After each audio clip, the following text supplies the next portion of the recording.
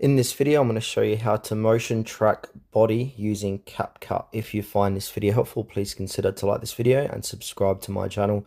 In saying that, let's just jump straight into the video.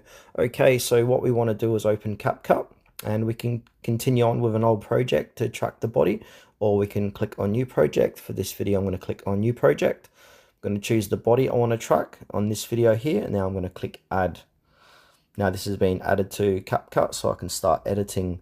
Alright, from here to track the body, what I want to do is click on the video, and now down below we need to scroll across and look for an option called camera tracking. So go ahead and click on camera tracking, and then click on camera tracking again, and then it'll say select tracking object. So we've got face, body, hands, custom. I want to do body, and now as you can see it's going to track this body. Click on to track.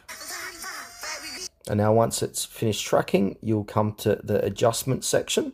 So now this is where we need to change the rotate. So you'll have a slider that goes left to right. Move this slider to the left to about 19, 18, 19, 20. I want to keep it on 20. And then also enable fit canvas like so. And then make sure keep body size is off and blur canvas is on. Once you like that, go ahead and click on the tick. Now if we go ahead and press play, we're doing a body track like so.